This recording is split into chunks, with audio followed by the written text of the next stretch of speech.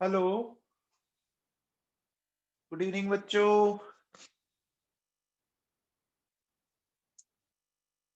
तो बच्चों अपना टॉपिक चल रहा था पी ब्लॉक क्या ब्लॉक केमिस्ट्री चल रहा था। ब्लॉक केमिस्ट्री हमने कुछ चीजें डिस्कस की थी, लास्ट टर्न पे किया था सूडो हैलाइड। आज अपन आगे चलते हैं, कुछ और आगे बढ़ने की कोशिश करते हैं बच्चों। चलो आ जाओ। आज अपन बात करेंगे इंटर हेलोजन कंपाउंड्स की, ठीक है ना। तो मैं हेडिंग डालता हूं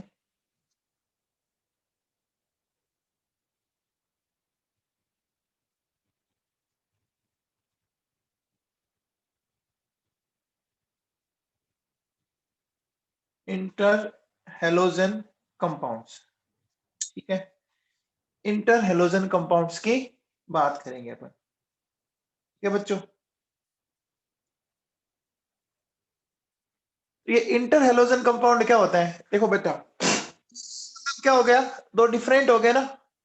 इंटर का मतलब तो उसी के अंदर, तो देखो बेटा क्या आप क्या बोलेंगे, compound which is made up of two different halogens, ठीक है ना।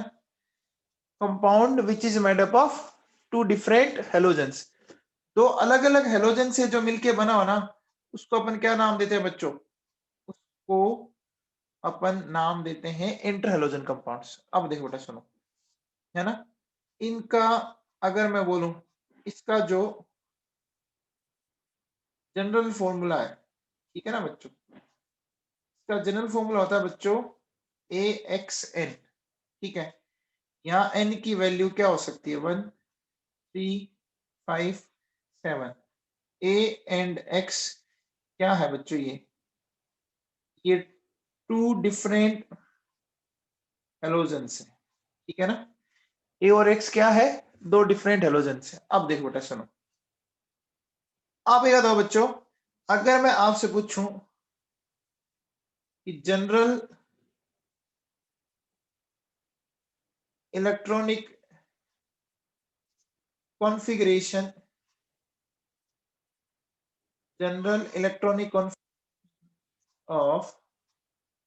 हेलोजेंस क्या होता है बच्चों, बताओ। हेलोजेंस का जनरल इलेक्ट्रॉनिक कॉन्फ़िगरेशन क्या होता है बच्चों, ये NH2 NP5 ND0 होता है बच्चों। अब सपोज जैसे मैंने ये ले लिया, ये NH2, ठीक है, ये NP5,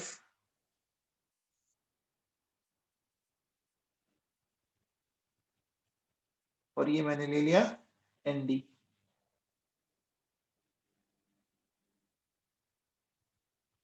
ये देखिए बेटा, NS NP और ND, ठीक है।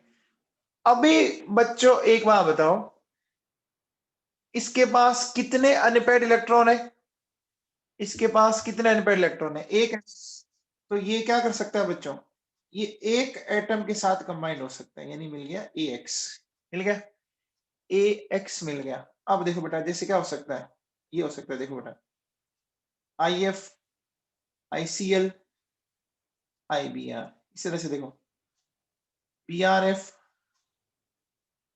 PRCL, है ना, CLF, दिख रहा है बच्चों। तो आप बताओ, एक हेलोजन अटैच हुआ है, ये इसकी है बच्चों ग्राउंड स्टेट। अब आओ बेटा नेक्स्ट, नेक्स्ट बात करते हैं एक्साइटेड स्टेट फर्स्ट की, ठीक है ना। एक्साइटेड स्टेट फर्स्ट में क्या करेंगे बच्चों, यहां से एक इलेक्ट्रॉन मैंने यहां भेज दिया,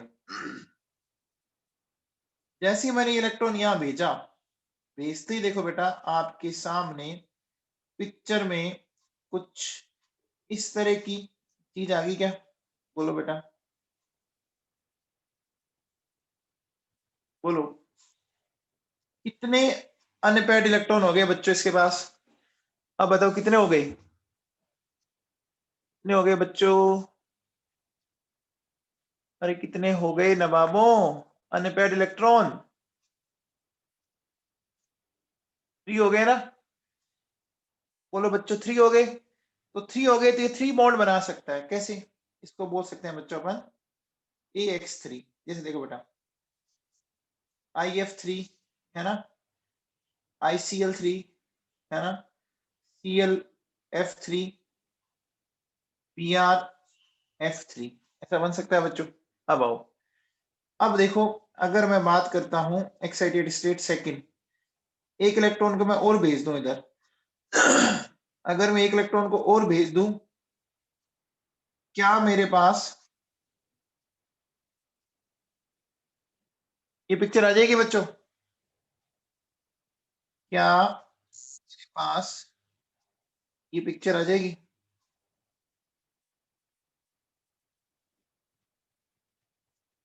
बोलो, आ गई? कितने हो गए बच्चों अनपेयर्ड इलेक्ट्रॉन? अब इसके पास 5 अनपेयर्ड इलेक्ट्रॉन हो गई। तो क्या ये 5 बॉन्ड बना सकता है बच्चों? ये देखो बेटा IF5, BrF5, ClF5 नहीं बनेगा बच्चों, है ना, ClF5 नहीं बनेगा क्योंकि क्लोरीन का साइज क्या होता है? क्लोरीन का साइज इतना भी बड़ा नहीं है कि वो 5 फ्लोरीन एटम को अकोमोडेट कर सके। अब देखो बेटा नेक्स्ट, एक इलेक्ट्रॉन अगर मैं और भेज दूं तो मेरे पास आ गया excited state third. Excited state third की ये पिक्चर आई निकल के सामने हमारे। आगे बच्चों ये देखो, अब देखो बेटा सुनो, ये हो गया। तो बोलो बच्चों, क्या अब AX7 बन सकता है? क्या अब AX7 बन सकता है? ये देखो बेटा, इसको अपन लिख सकते हैं बच्चों IF7, लेकिन BrF7 नहीं बनता, है ना, ClF7 भी। बच्चों पहले समझ में आ गया? ये जो मैंने आपको समझाया कि या तो एक हेलोजन या 3 हेलोजन या 5 या 7, समझ आया बच्चों? अब देखो बेटा सुनो, अब क्या करेंगे, ध्यान दीजिए। देखो, जो आपका हेलोजन ए है ना, हेलोजन ए जो होगा ना, वो क्या होगा? देखो बेटा सुनो, हेलोजन ए में क्या खास बात होगी? इसका होगा लार्ज साइज, है ना, और लेस En। ठीक है बच्चों? और हेलोजन जो एक्स होगा वो क्या होगा? वो होगा बच्चों small size and high En। ठीक है? अब देखो बेटा सुनो, हमने क्या बोला था, इन दोनों के मिलने से क्या बन रहा था? फॉर्मूला ये बन रहा था AXN। ठीक है? तो अब देखो बच्चों, अपन क्या बोलेंगे कि value of N directly proportional to size of A। ठीक है ना? N की वैल्यू साइज ऑफ A के डायरेक्टली प्रोपोर्शनल होगा, और वैल्यू ऑफ N क्या होगा? साइज ऑफ X के इनवर्सली प्रोपोर्शनल होगा। ठीक है ना? मतलब आप ये कह सकते हो कि जैसे जैसे अपन क्या बोल सकते हैं, देखो बेटा, साइज ऑफ A, है ना, एंड साइज ऑफ X, ये रेशियो बढ़ेगा ना, जितना ये रेशियो बढ़ेगा, है ना, तो क्या होगा? ये रेशियो आप कह सकते हो, ये रेशियो जितना ज्यादा होगा N की वैल्यू उतनी ज्यादा होगी। ठीक है ना? N की वैल्यू उतनी ही ज्यादा होगी। तो बच्चों बताओ कौन से दो हेलोजन के लिए ये रेशियो सबसे ज्यादा आएगा? बताओ कौन से दो हेलोजन के लिए? मैं अगर आपसे बोलूं, देखो बेटा कि मेरे पास है IF, फिर ICl, फिर IBr। बच्चों बताओ किसके लिए सबसे बड़ा आएगा रेशियो? IF के लिए आएगा क्या? आएगा बच्चों, IF के लिए सबसे बड़ा आएगा। आपको पता होगा IF के लिए अगर सबसे बड़ा आएगा तो आप क्या कह सकते हो?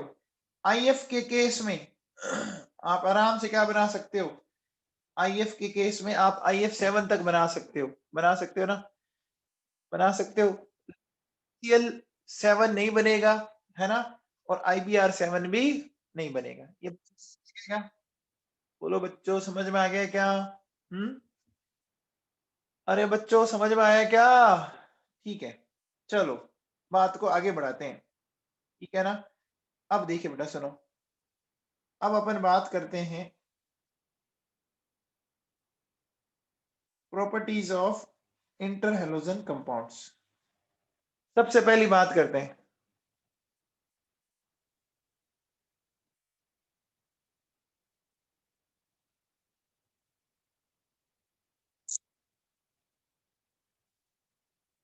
रक्सिता, ClF5 बनता है लेकिन बहुत ज्यादा अनस्टेबल होता है।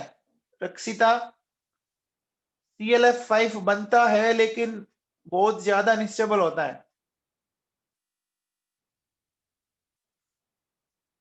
हाँ जी भैया। अब देखो, properties of inter halogen compounds की बात करें तो इंटर हैलोजन कंपाउंड्स में देखो बेटा, सुनो, इंटर हैलोजन कंपाउंड्स में अगर अपन बात करें, सबसे पहले देखो क्या कि ये जो सारे के सारे हैं आपके क्या है बच्चों, ऑल आर कोवेलेंट कंपाउंड, ठीक है, सारे के सारे कोवेलेंट कंपाउंड है, ठीक है। अच्छा, इनकी बच्चों जो फिजिकल स्टेट है वो क्या क्या हो सकती है, सॉलिड हो सकती है, लिक्विड हो सकती है, और गैसियस फेज हो सकती है, ठीक है ना। फिर देखो, फिर क्या है बच्चों, all are diamagnetic in nature, ठीक है ना। सारे के सारे बच्चों कैसे हैं, डायमैग्नेटिक इन नेचर में, ठीक है। फिर देखो बेटा, नेक्स्ट, इनकी जो स्टेबिलिटी है ना, वो डेल्टा EN या डिफरेंस इन साइज इसके डायरेक्टली प्रोपोर्शनल है, ठीक है ना। डेल्टा EN बोल दो या डिफरेंस इन साइज के बोल दो। देखो कैसे, जैसे अगर मैं आपसे बोलूं बेटा IF, ICL और IBr, ठीक है, बताओ बच्चों कौन सबसे ज्यादा स्टेबल होगा IF, ICL, IBr में से? IF हुआ ना। अच्छा, इसी तरह से देखो, मैं बोलता हूं IF3, ICL3, IBr3, है ना, IF3, ICL3, IBr3। अब बताओ, ये होगा बच्चों, होगा। अब एक चीज और बताओ मेरे को, अगर मैं आपसे पूछूं, ये बड़ा इंपॉर्टेंट है, ठीक है, बात अगर अपन रिएक्टिविटी की करें तो रिएक्टिविटी में देखो बेटा क्या है, रिएक्टिविटी में देखो बेटा, फ्लोरीन, फिर आपके इंटर हैलोजन कंपाउंड्स, फिर Cl2, फिर Br2, फिर I2, ठीक है ना। यानी दुनिया के हर एक इंटर हैलोजन कंपाउंड्स की रिएक्टिविटी फ्लोरीन को छोड़कर बाकी तीनों हैलोजन से ज्यादा है। ये क्वेश्चन एग्जाम में आ चुका है, इंटर हैलोजन कंपाउंड्स की ज्यादा है। अब देखो बेटा ऐसा क्यों, सुनो, फ्लोरीन तो आपको पता ही है कि ये तो मोस्ट मोस्ट रिएक्टिव हैलोजन है, फ्लोरीन को तो भूल जाओ, बाकियों की बात करते हैं। देखो बेटा सुनो, जैसे मेरे पास ये Cl है, ठीक है, और ये मेरे पास ClF है, ठीक है। अब मुझे बताओ बच्चों, Cl में तो जो ओवरलैपिंग हो रखी है 3p3p के बीच में हो रखी है, यहाँ ओवरलैपिंग हो रखी है 3p2p के बीच में। बच्चों बताओ कौन सी ओवरलैपिंग ज्यादा इफेक्टिव होगी?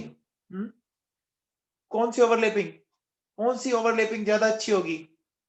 देखो हमेशा सेम एनर्जी लेवल में, सेम एनर्जी लेवल में हमेशा ओवरलैपिंग अच्छी होती है ना। अरे सिग्मा बॉन्ड ही तो बना रहे हो, अरे सिग्मा बॉन्ड ही बना रहे हो ना 3p3p के बीच में। तो अब देखो बेटा सुनो, मैं क्या कह सकता हूं, मैं ऐसा कह सकता हूं कि बॉन्ड एनर्जी की बात करें तो देखो बेटा, बॉन्ड एनर्जी जो AX की है ना, वो AA से भी कम आएगी। बॉन्ड एनर्जी आपकी AX की XX से भी कम आएगी। तो बॉन्ड एनर्जी जितनी कम आएगी, बोलो बच्चों, बॉन्ड एनर्जी अगर कम है तो बॉन्ड इजीली ब्रेक करेगा, और बॉन्ड अगर इजीली ब्रेक करेगा तो बच्चों बताओ मैं क्या कह सकता हूं कि वो आपका क्या हो जाएगा बच्चों, ज्यादा रिएक्टिव हो गया। बोलो बच्चों, अरे इंटर हैलोजन कंपाउंड समझ में आ गया, इंटर हैलोजन कंपाउंड फ्लोरीन को छोड़कर बाकी सारे हैलोजन से ज्यादा रिएक्टिव है। बच्चों ये समझ में आया क्या? आ गया। चलो अब देखो बेटा सुनो, अब अगर अपन बात करते हैं नेक्स्ट,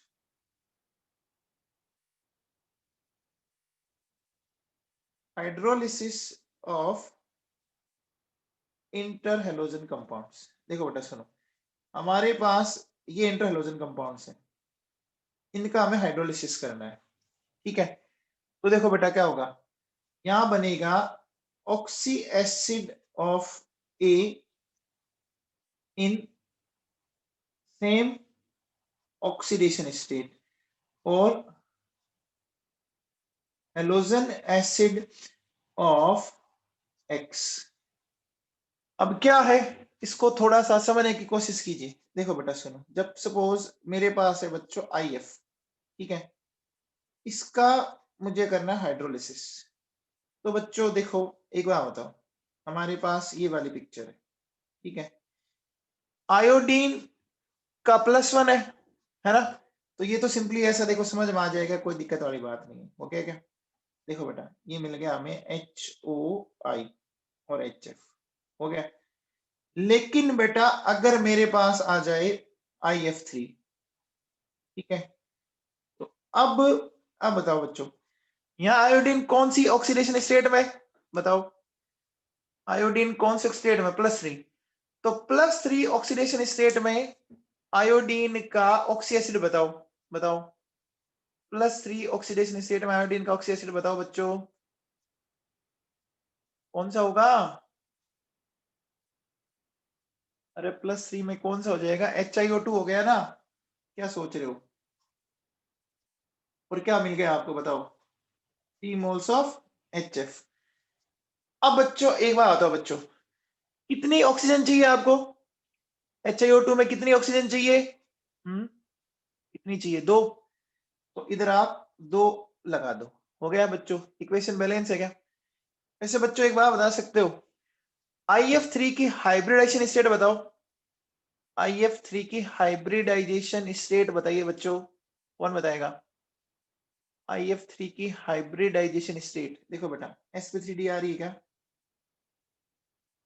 अच्छा, मैंने आपको एक फंडा बताया था बच्चों, जनरली क्या होता है, जितने हेलोजन एटम्स होते हैं उतने वाटर के मॉलिक्यूल काम आ जाते हैं, अगर हाइब्रिडाइजेशन में कोई डी ऑर्बिटल काम में नहीं आया हो तो। लेकिन एक बात बताओ बच्चों, IF3 में एक डी आ गया ना, एक डी आ गया बच्चों, आ गया। तो काम तो कितने आने चाहिए थे, हमारे अकॉर्डिंग काम कितने आने चाहिए वाटर के मॉलिक्यूल, 3 आने चाहिए थे ना। अरे 3 फ्लोरीन है बच्चों, दिख रहे हैं क्या, लेकिन एक कम हो जाएगा, क्यों, एक डी आ गया, देखो एक डी आ गया बच्चों, ठीक है। चलो आ गया हो बेटा। अब अगर हमारे पास है IF5, ठीक है बेटा, IF5 में आयोडीन की ऑक्सीडेशन स्टेट क्या है, IF5 में आयोडीन की स्टेट क्या है, +5। +5 में आयोडीन का ऑक्सी एसिड बताओ, बताओ +5 में आयोडीन का ऑक्सी एसिड क्या होता है बच्चों, HiO3 और ये मिल गया 5HF। अब बच्चों बताओ कितने वाटर के मॉलिक्यूल काम आएंगे, यहाँ कितनी ऑक्सीजन है, 3, तो यहाँ पर 3 वाटर के मॉलिक्यूल काम ले लो। अच्छा बच्चों बताओ, इसका क्या हाइब्रिडेशन sp3d2 आ रहा है क्या, क्या इसका हाइब्रिडेशन sp3d2 आ रहा है बच्चों, अरे आ रहा है क्या। अब बताओ, इसमें टोटल फ्लोरीन एटम कितने हैं, इसमें टोटल फ्लोरीन एटम 5 है बच्चों। तो हमारे अकॉर्डिंग कितने कितने वाटर के मॉलिक्यूल काम आने चाहिए थे, 5। इन काम कितने आ रहे हैं बताओ, 3। समझ में आ गया, 2 कम किसके कारण हुए, देखो डी में कितने ऑर्बिटल दिख रहे हैं आपको, 2 डी दिख रहे हैं बच्चों, दिख रहे हैं ना। अब आओ बच्चों नेक्स्ट, IF7, ठीक है, IF7 में बच्चों आयोडीन की ऑक्सीडेट है +5, सॉरी +5 क्या, +7 है ना, की ऑक्सीडेशन स्टेट है +7। +7 वाला ऑक्सी एसिड बताओ बच्चों, HiO4 बन गया 7HF, 4 ये लगा दो बेटा, हो गया। अच्छा इसका देखो बेटा ये आता है sp3d3 आता है क्या? तो देखो आने चाहिए थे काम में 7, लेकिन काम आ रहे हैं 4, क्योंकि 7 - 3 कर दो 4 हो गए। बच्चों समझ में आ गया? बच्चों समझ में आ गया? अब देखो बेटा यहाँ भी +7, यहाँ +5 +3। तो एक बात बताओ बच्चों, क्या आयोडीन के ऑक्सीडेशन नंबर में कोई चेंज हुआ क्या? क्या आयोडीन के ऑक्सीडेशन नंबर में कोई चेंज हुआ? नहीं हुआ। तो बच्चों बताओ इनका हाइड्रोलिसिस कैसा प्रोसेस है? इनका हाइड्रोलिसिस रिडॉक्स प्रोसेस है या नॉन रिडॉक्स प्रोसेस है? नॉन रिडॉक्स है ना। तो अपन कह सकते हैं बच्चों क्या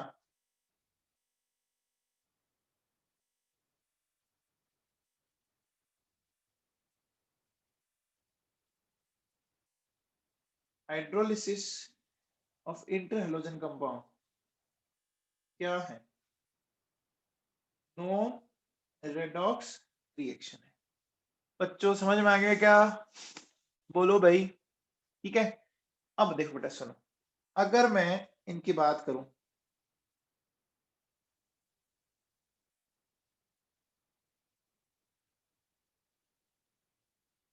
मेथड ऑफ प्रिपरेशन की, ठीक है, मेथड ऑफ प्रिपरेशन।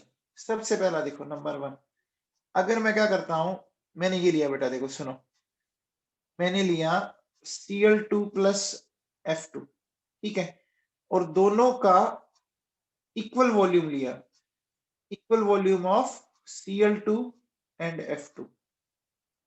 तो क्या मुझे ये मिल जाएगा बच्चों?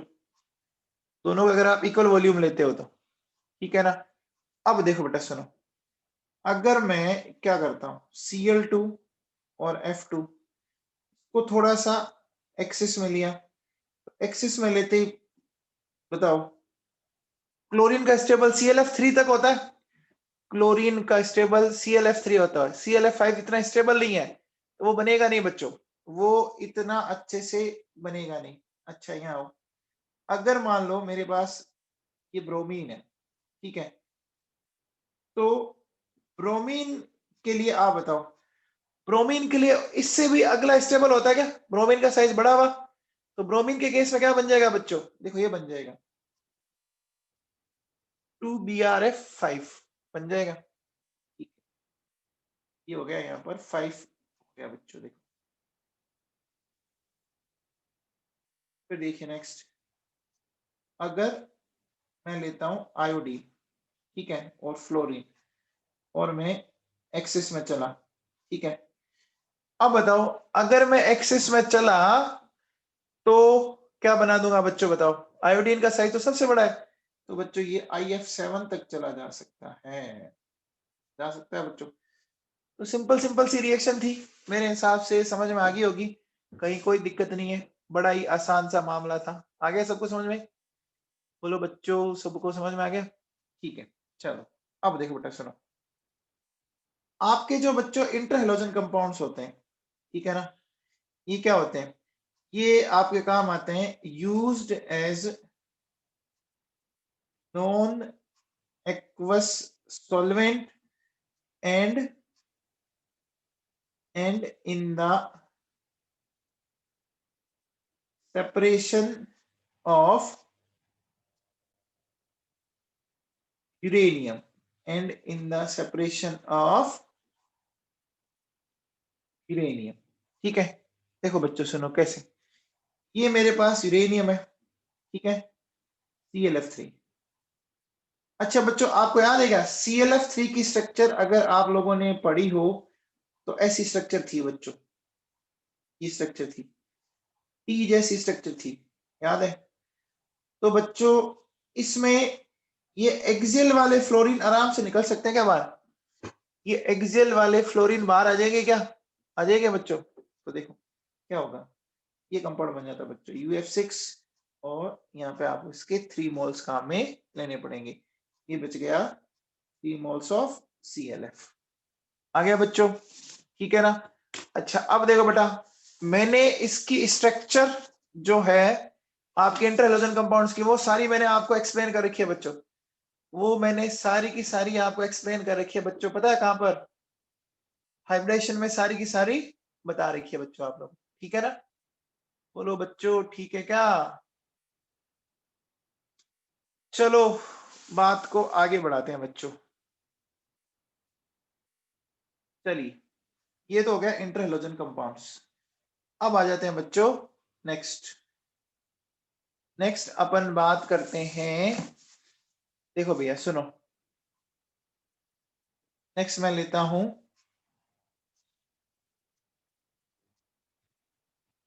हेलोजन एसिड, है ना? हेलोजन एसिड ये आपके HF, HCl, HBr, HI, है ना?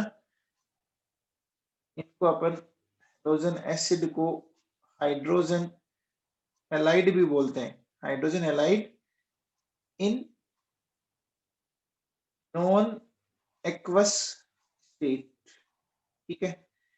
बोलते हैं बच्चों hydrogen chloride, hydrogen bromide, hydrogen iodide, ठीक है बच्चों? अब देखो बेटा सुनो, हमारे सिलेबस में क्या है? हमारे सिलेबस में बच्चों, हमारे सिलेबस में है HCl, that is hydrogen chloride, ठीक है?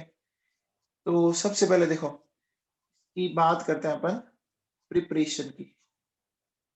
तो प्रिपरेशन में आ जाओ बच्चों।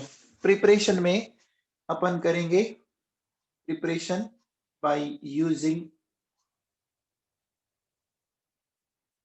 कॉमन सॉल्ट, ठीक है ना? कॉमन सॉल्ट को यूज करते हुए बनाएंगे। तो देखो बेटा सुनो, हमारे पास ये मान लो कॉमन सॉल्ट है NaCl, हमने इसको ट्रीट किया H2SO4 के साथ, या तो बच्चों सिंपल आपको दिख रहा होगा, बहुत ही सिंपल सी रिएक्शन है। क्या क्या हो जाएगा बच्चों बताओ? आपको मिल जाएगा, देखो ये Na+Cl-, ये H प्लस सल्फेट है, तो क्या मिल जाएगा? Na2SO4, और आपको मिल गया यहाँ पे 2 मोल्स ऑफ HCl। सिंपल है बच्चों, हो गया। तीसरे से देखो बेटा, जैसे मेरे पास यहाँ पर ये NaBr है, ये H2SO4, यहाँ पर भी देखो बेटा क्या होगा, यहाँ मिल जाएगा Na2SO4, और ये मिल जाएगा 2 मोल्स ऑफ HBr, ठीक है? इस तरह से देखो बेटा 2 मोल्स ऑफ Na, क्या ये वाला जो प्रोसेस है, क्या ये HI को बनाने में भी काम आ जाएगा क्या? बोलो बच्चों, क्या ये वाला प्रोसेस HI को भी बनाने में काम आ जाएगा क्या? बोलो भाई, HI को बनाने में भी काम आ जाएगा क्या? देखो हमारे अकॉर्डिंग बन जाना चाहिए ऐसा कुछ, Na2SO4 + 2HI। लेकिन प्रॉब्लम क्या होती है बच्चों कि जैसे ही HI बनेगा ना, ये HI क्या होगा, इस HI को ये H2SO4 आगे ऑक्सीडाइज कर देगा, है ना? देखो इन above reaction forming HI is reduced into iodine by H2SO4, है ना? कैसे? देखो बच्चों, आपको याद है क्या बच्चों, ये H2SO4 जो है वो कैसे दिखा था thermal decomposition? H2O + SO2 + nascent oxygen, और ये नेसेंट ऑक्सीजन क्या करता है बच्चों, ये HI के साथ रिएक्शन करके ये बना देता है बेटा, बना देता है क्या?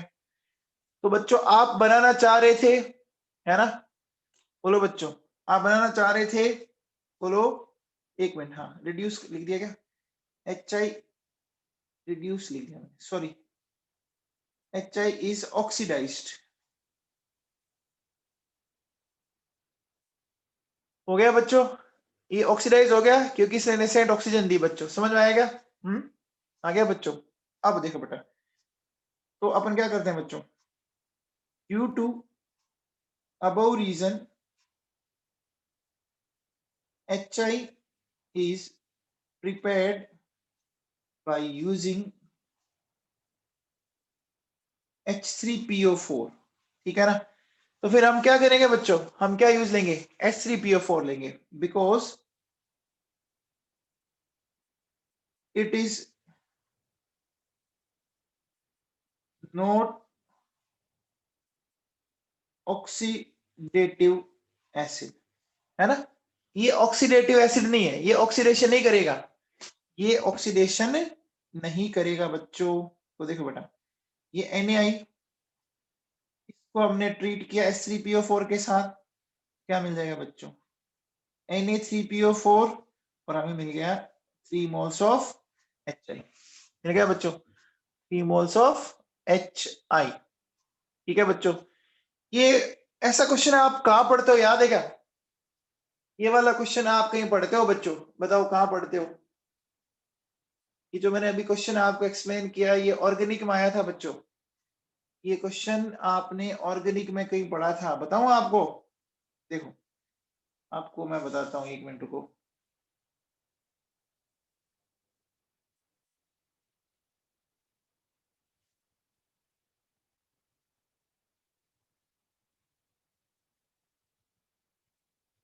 ये देखो बेटा, ये दिख रहा है 10.2, why is sulfuric acid not used during the reaction of alcohols with Ki।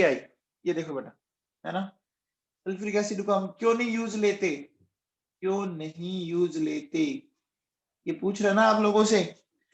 तो होगा क्या कि Ki से आप HI बनाओगे, और वो HI जो बनेगा ना, वो HI क्या होगा, वो HI आपका आगे ऑक्सीडाइज हो जाएगा, है ना। देखो इसका आंसर बताओ कहाँ लिखा हुआ है, ये देखो, ये लिखा पड़ा इसका आंसर, देखो H2SO4 cannot be used along with Ki in the conversion of an alcohol to an alkyl iodide, as it converts Ki to corresponding acid HI, which is then oxidized by it to I2, लिखा हुआ है क्या, देखो बच्चों, ये इसको iodine में कर देता है। आ गया क्या बच्चों समझ में, बच्चों आ गया समझ में, ठीक है। चलो आगे चलते हैं बच्चों, आगे आओ बेटा, देखो सर, नेक्स्ट अगर मैं आपसे बात करूं, देखिए मैं लेता हूं प्रॉपर्टीज,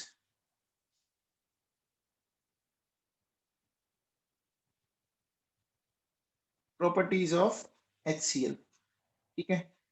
तो देखो बेटा सुनो, प्रॉपर्टीज की अगर बात करें तो ये बच्चों देखो क्या होता है, ये कलरलेस है, ठीक है, फिर पंजेंट स्मेलिंग गैस होती है, कैसी गैस होती है, पंजेंट स्मेलिंग गैस होती है, ठीक है।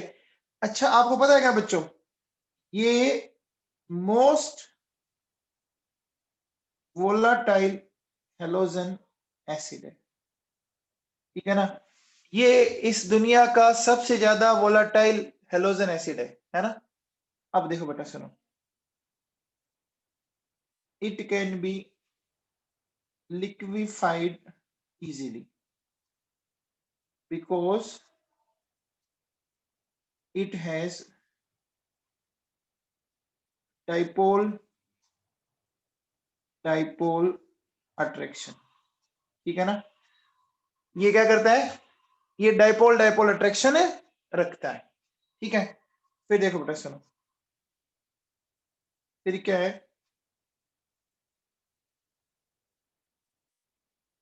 It is highly soluble in water, ठीक है ना, ये वाटर में बहुत ज्यादा सोल्यूबल है बच्चों, ठीक है, एंड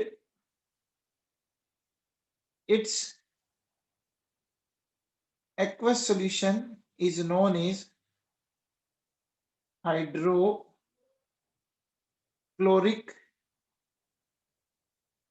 एसिड, ठीक है ना, it is highly soluble in water and its aqueous solution is known as hydrochloric acid, ठीक है बच्चों, क्या बोलते हैं, हाइड्रोक्लोरिक एसिड।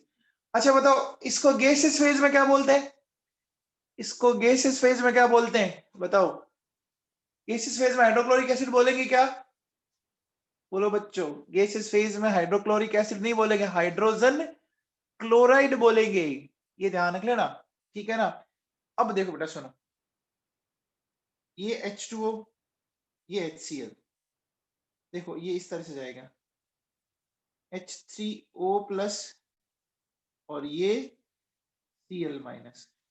अब देखो बेटा, अगर इसका डिसोसिएशन कांस्टेंट देखे ना तो बहुत ही बड़ी वैल्यू आती है, ये एनसीईआरटी में दी हुई है बच्चों, 10 की पावर 7। तो आप बताओ बच्चों, 10 की पावर 7 को छोटी वैल्यू है क्या? बहुत बड़ी वैल्यू है ना। अरे बोलो बच्चों, 10 की पावर 7 बहुत ही बड़ी वैल्यू है, पता है ना।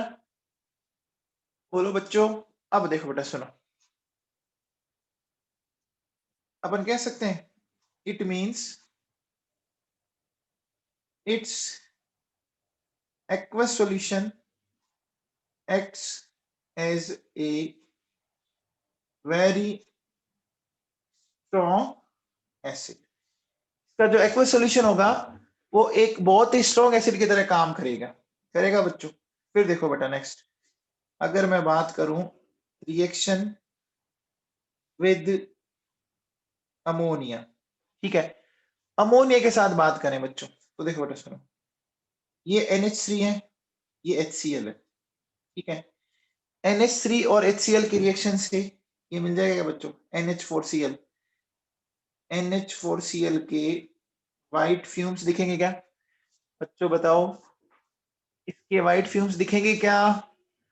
बोलो बच्चों, मिल जाएंगे क्या? व्हाइट फ्यूम्स मिलेंगे बच्चों, कंफर्म मिलेंगे, ठीक है, मिल गए बच्चों। अब देखो बेटा सुनो, नेक्स्ट बात करते हैं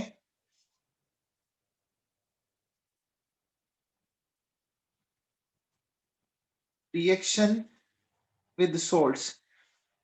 देखो बच्चों एक बात सुनो, ब्लॉक केमिस्ट्री है ना, बच्चों को लगता बड़ी बोरिंग है कि है बोरिंग, लेकिन बेटा ब्लॉक केमिस्ट्री पढ़ोगे तभी एग्जाम में आप क्वेश्चन सही कर पाओगे, ये दिमाग में फिट कर लेना, क्योंकि इनऑर्गेनिक केमिस्ट्री का 50% पार्ट तो ब्लॉक्स हैं। अरे बच्चों 4 ब्लॉक है ना इनऑर्गेनिक केमिस्ट्री में, टोटल चैप्टर कितने? टोटल चैप्टर है बच्चों 8, है ना, 8 या 7 ही चैप्टर है मेरे हिसाब से, periodic table, chemical bonding, coordination chemistry, metallurgy, P block, D and F block, S block और हाइड्रोजन। अब आप देखो बच्चों, आधे चैप्टर तो ब्लॉक्स के हैं ना, अरे आधे चैप्टर तो बच्चों ब्लॉक्स के हैं, तो ब्लॉक केमिस्ट्री पढ़नी पड़ेगी ढंग से, इसीलिए मैं आपको एकदम धीरे धीरे करवा रहा हूं, क्योंकि ब्लॉक केमिस्ट्री अगर अच्छे से आई तो इनऑर्गेनिक में नंबर कटेंगे नहीं बेटा। अब देखो बेटा सुनो, अगर मैं सोल्ट्स के साथ बात करूं, मैंने लिया Na2CO3, क्या मैं इसको ऐसा लिख सकता हूं बच्चों, प्लस 2HCl, ऐसा लिख सकते हैं बच्चों। अब बताओ बेटा क्या मिल जाएगा, हमें मिल जाएगा बच्चों 2 मोल्स ऑफ NaCl और H2CO3, मिल गया क्या? ये H2CO3 आपको पता होगा आगे किस में टूट जाएगा, H2CO3 टूट जाएगा H2O प्लस CO2 में। इस तरह से देखो बेटा सुनो, मेरे पास है NaHCO3, ठीक है, तो Na प्लस HCO3 माइनस है बेटा। अब अगर मुझे इसकी रिएक्शन करवानी पड़ी तो बच्चों मुझे एक ही मॉलिक्यूल काम में लेना पड़ेगा ना, क्योंकि टोटल प्लस या टोटल पॉजिटिव या टोटल नेगेटिव वन ही है। तो देखो बेटा ये बन गया मेरे पास NaCl प्लस H2CO3। इस तरह से देखो बेटा मेरे पास है Na2SO3, तो क्या मैं इसको ऐसा लिख सकता हूं? अब बताओ बच्चों, अब HCl के कितने मॉलिक्यूल काम आएंगे? HCl के 2 मॉलिक्यूल काम आएंगे बच्चों, देखो 2HCl ये आएंगे बच्चों, क्या मिल जाएगा 2NaCl और आपको मिल गया बच्चों H2SO3, मिल गया। अब देखो बेटा सुनो, एक बहुत ही खास बात आपको पता होगा बच्चों, 3 पार्ट HCl और 1 पार्ट HNO3, ठीक है, इसको हम क्या बोलते हैं बच्चों? इसको हम बोलते हैं बच्चों एक्वारेजिया, बोलते हैं क्या? इसको हम बोलते हैं एक्वारेजिया, या रोइल वाटर, या इसको बोलते हैं बच्चों एक्वा फोर्टिस। बोलते हैं क्या? Aqua regia, royal water, aqua fortis. अच्छा, आप में से कोई बताएगा कि ये 3 और 1 पार्टी क्यों है? ये 3 पार्ट और 1 पार्टी क्यों है? कोई एक्सप्लेन करेगा इसको? बोलो बच्चों, कोई एक्सप्लेन करेगा क्या? ये बच्चों को समझाएगा क्या? ये वैसे पीरियडिक टेबल में बताया मैंने आप लोगों को। 3 और 1 ही क्यों? क्या और किसी रेशियो में नहीं ले सकते क्या? क्या किसी और रेशियो में नहीं ले सकते क्या? बच्चों को एक्सप्लेन करेगा?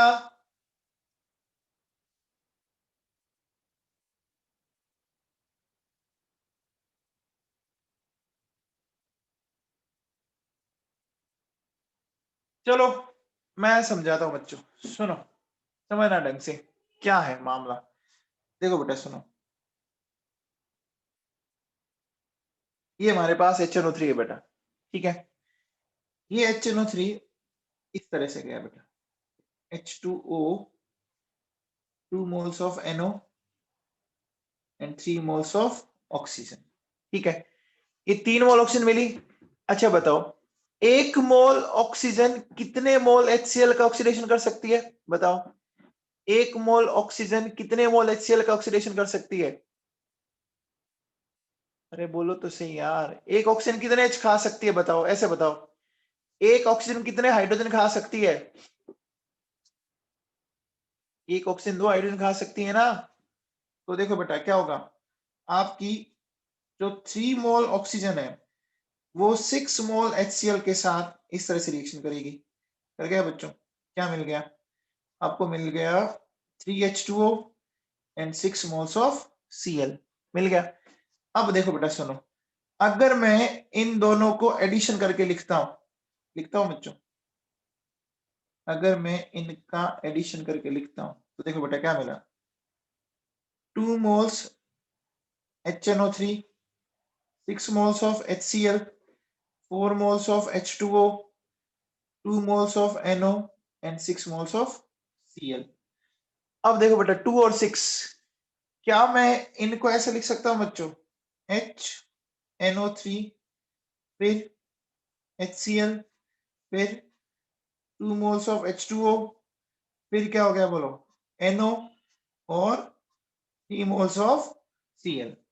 अब बताओ बच्चों, इसका कितना मोल आया? 1 मोल। और इसका कितना मोल आया बच्चों? बताओ, 3 मोल। तो क्या आपको समझ में आया कि इनका रेशियो क्या आ रहा है? इनका रेशियो 1:3 आ रहा है। आ रहा है क्या?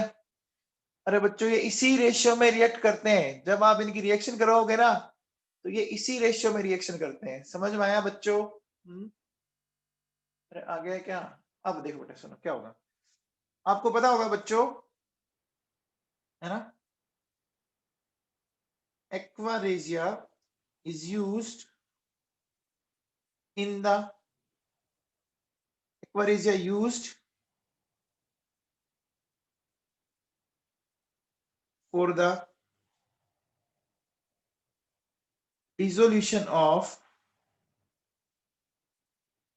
noble metals like gold and platinum, है ना। गोल्ड और प्लेटिनम को अगर डिसोल्व करना है तो हम ये काम में लेते हैं बच्चों, है ना। कैसे? देखो बेटा सुनो, सपोज मेरे पास गोल्ड है, ठीक है। तो गोल्ड क्या करता है बेटा, पहले 3 मोल्स ऑफ क्लोरीन के साथ रिएक्ट करता है और बना देता है AuCl3, बन गया। अब ये जो AuCl3 बना, ये 1 मोल HCl से रिएक्ट करता है और इस तरह से ये एक सोल्यूबल कॉम्प्लेक्स में कन्वर्ट हो गया। कन्वर्ट हो गया HAuCl4। बोलो बच्चों, ये एक सोल्यूबल कॉम्प्लेक्स में कन्वर्ट हो गया। इस तरह से देखो बेटा सुनो, अगर मैं प्लेटिनम की बात करूं तो प्लेटिनम पहले 4 मोल्स ऑफ क्लोरीन से रिएक्ट करता है, बन गया PtCl4। और ये PtCl4 2 मोल्स ऑफ HCl के साथ रिएक्ट करके बना देगा बच्चों H2PtCl6। तो देखो बेटा, ये और ये क्या है बच्चों, ये आपके हैं सोल्यूबल कॉम्प्लेक्स, ये दोनों के दोनों बच्चों क्या है, सोल्यूबल कॉम्प्लेक्स है, ठीक है ना। आ गया बच्चों, बोलो। तो HCl समझ में आ गया, अरे HCl समझ में आ गया सारा कुछ, आ गया बच्चों। चलो अब आगे चलते हैं बेटा, अपन आगे लेते हैं अपन क्लोरीन को।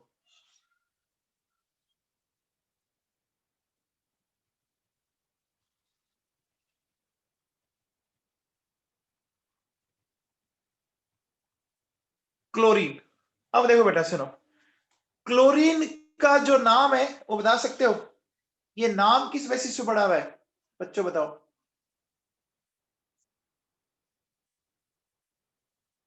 देखो बेटा, क्लोरीन का नाम है ना कलर पे पड़ा हुआ है, इसके कलर पे पड़ा हुआ है। एक बात बताओ बच्चों, एक बात बताओ, क्लोरोफिल जानते हो बच्चों, क्लोरोफिल जानते हो बच्चों, है ना, ग्रीन कलर का होता है ना, क्लोरोफिल ग्रीन कलर का होता है, उसी के बेसिस पर, क्योंकि ध्यान रखना इसका कलर क्या होता है, देखो देखिए बच्चों, it's name is based upon its colour, ठीक है ना, it's name is based upon its colour. इसका जो नाम है ना बच्चों, वो इसके कलर के ऊपर है बच्चों, ठीक है ना, इसका जो नाम है, ठीक है ना, वो इसके कलर के ऊपर बेसिस है ना, इट्स कलर। और इसका कलर कौन सा होता है, इसका कलर होता है बच्चों ग्रीनियस, ग्रीनिश येलो कलर होता है। इसका कलर कैसा है बच्चों, ग्रीन येलो कलर का होता है, इसलिए इसको अपन ने नाम दे रखा है क्लोरस, है ना। देखो बच्चों सुनो, होता है क्या बच्चों, एक ग्रीक वर्ड होता है, ग्रीक वर्ड है क्लोरस,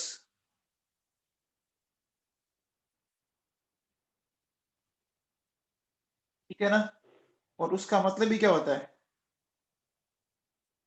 ग्रीन येलो होता है, ठीक है। अब देखो बेटा सुनो, अपन क्या करेंगे, सबसे पहले इसकी प्रिपरेशन पढ़ते हैं।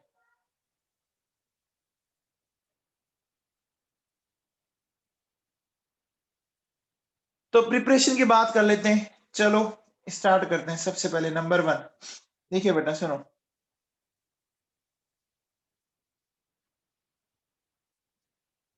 By using MnO2 and concentrated HCl, ठीक है ना, MnO2 एंड कॉन्सेंट्रेटेड HCl, ठीक है। अब देखो बेटा कैसे करेंगे, सुनना ढंग से। देखो बच्चों, मेरे पास ये MnO2 है, बच्चों बताओ MnO2 में कितनी ऑक्सीजन है, MnO2 में 2 ऑक्सीजन है, तो ये कितने मोल HCl के साथ रिएक्ट कर सकता है, MnO2 4 के साथ कर सकता है क्या, देखो बेटा, इसने 4 के साथ रिएक्ट किया, पहले तो रिएक्ट करके इसने क्या किया बच्चों, देखो बच्चों 2 मोल्स ऑफ वाटर और हमें मिल गया MnCl4। बच्चों बताओ, ये Mn+4 है, ठीक है, तो Mn+4 का कॉन्फ़िगरेशन होता है बच्चों 3d3 होता है बच्चों, Mn+4 का ही होता है, और Mn+ का होता है, Mn+2 का होता है 3d5, होता है क्या। तो बच्चों बताओ कौन सी ऑक्सीडेशन स्टेट स्टेबल है इसकी, बताओ, +2 है ना, तो देखो क्या होगा, ये बनता जरूर है MnCl4, लेकिन बनते ही ये टूट जाएगा, इस तरह से टूट गया। तो बच्चों बताओ हमें फाइनली क्या मिल गया, हमें फाइनली क्या मिल गया, बोलो, Cl2 मिल गया क्या। तो देखो बेटा सुनो, हमारी फाइनल इक्वेशन क्या आई फिर, देखो बेटा,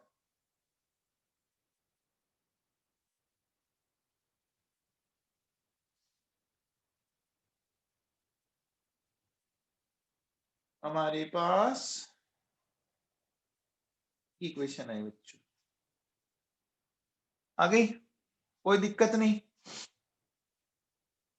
अब देखो बेटा सुनो, आप एक बताओ बच्चों, आपने जो ये HCl बनाया है, इस HCl को बनाने के लिए अभी थोड़ी देर पहले हमने क्या यूज किया था, याद है क्या? अरे HCl को बनाने के लिए हमने अभी थोड़ी देर पहले क्या ये यूज किया था क्या बच्चों? बोलो। NaCl plus H2SO4।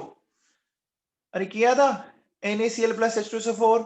बस ये वापस लिख दो आप, MnCl2 Cl2। ठीक है बेटा, ये का ये वापस आपको मिल जाएगा। एडिशनली एक चीज और मिलेगी, वो क्या मिलेगा आपको? Na2SO4। मिल गया क्या? अरे बोलो बच्चों, समझ में आ गया क्या? HCl को डायरेक्ट ना बना के मैंने इनडायरेक्ट बना दिया। बना दिया बच्चों? बना दिया। चलिए अब आओ बेटा, नेक्स्ट बात करते हैं। नेक्स्ट बी, देखिए बाय यूजिंग KMnO4। देखो बेटा, ये KMnO4 है, इसको HCl से ट्रीट करेंगे। तो बच्चों बताओ, KMnO4 HCl का क्या करेगा? बताओ, KMnO4 HCl का क्या करेगा? ये -1 है, ऑक्सीडेशन करेगा ना?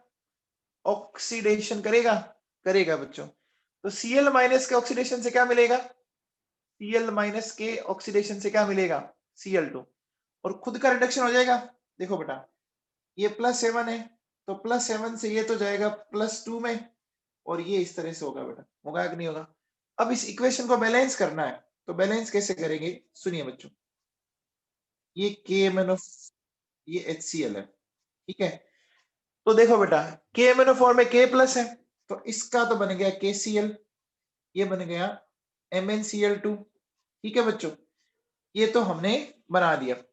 अब देखो बेटा सुनो, हमें करना क्या पड़ेगा? हमें अब करना क्या पड़ेगा बच्चों? देखो सुनो, बैलेंस करनी है, इक्वेशन करनी है। तो आप एक बार बताओ बच्चों, कैसे करोगे इसको? इस इक्वेशन को बैलेंस करना है, ठीक है ना? तो मेरे पास बच्चों KMnO4 साइड में कितनी ऑक्सीजन दिख रही है?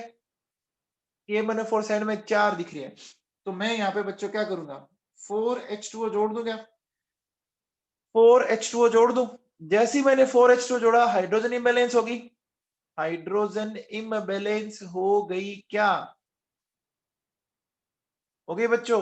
कितनी होगी hydrogen product side? Hydrogen product side कितनी होगी? 8। तो यहाँ पर 8 लगा दे बच्चों, यहाँ 8 लगा दिया, 8 HCl लगा दिया मैंने। अब बच्चों एक चीज बताओ, आप मुझे बताओ बच्चों, अगर मैं आपसे पूछूं कि भैया क्या पोटेशियम बैलेंस है, मैग्नीज बैलेंस है? अब क्लोरीन की बात करें बच्चों अपन, तो हमें क्लोरीन को बैलेंस करना है बच्चों। तो कैसे बैलेंस करेंगे बच्चों बताओ? क्लोरीन को बैलेंस करो, कितना आ जाएगा? कितनी क्लोरीन जोड़नी पड़ेगी आपको? जोड़नी पड़ेगी बच्चों क्या? 5/2 Cl2। हो गया? बोलो बच्चों, बैलेंस होगी क्या? अरे बोलो बच्चों, बैलेंस हो गया? हो गया बच्चों? समझ में आ गया? की रिएक्शन समझ में आई? KMnO4 की रिएक्शन समझ में आ गई बच्चों? ठीक है, चलो अब देखो बेटा सुनो, अब बात करते हैं बच्चों इसके इंडस्ट्रियल प्रोसेस की, ठीक है ना? इसके इंडस्ट्रियल प्रोसेस की। तो इंडस्ट्रियल प्रोसेस में देखो बेटा सुनो, सबसे पहला है डीकंस प्रोसेस। डीकंस प्रोसेस, ठीक है ना? तो डीकंस प्रोसेस में देखो बेटा क्या है, हमें क्या करना है बच्चों? ऑक्सीडेशन ऑफ HCl, ठीक है, in the presence of catalyst CuCl2। In the presence of catalyst CuCl2। देखो बेटा सुनो, हमारे पास मान लीजिए ये ऑक्सीजन है और ये HCl है, तो क्या होगा? ये वाटर का मॉलिक्यूल निकला और ये क्लोरीन। तो बच्चों आपको पता होगा कि यहाँ ये जो कैटलिस्ट है ना, ये इंपॉर्टेंट है बच्चों, ये कैटलिस्ट इंपॉर्टेंट है, क्वेश्चन आता रहता है, ठीक है। फिर देखो बच्चों क्या, फिर अपन करेंगे इलेक्ट्रोलाइसिस ऑफ मोल्टन NaCl। ठीक है, मोल्टन NaCl का इलेक्ट्रोलाइसिस करो तो देखो बेटा सुनो, ये मोल्टन स्टेट में हमारे पास, ठीक है, ये ऐसा गया बच्चों Na+Cl-। तो देखो बेटा सुनो, कैथोड पर कौन जाएगा? केटाइन। कैथोड पर केटाइन कौन गया? Na+ गया बच्चों, इलेक्ट्रॉन गेन किया, कन्वर्ट हो गया सोडियम पर। एनोड एनाइन कन्वर्ट हो गया हाफ Cl2 और इलेक्ट्रॉन। हो गया बच्चों। तो ये हमने पढ़ा इसका इंडस्ट्रियल प्रोसेस। कल अपन इसकी प्रॉपर्टीज डिस्कस करेंगे बच्चों।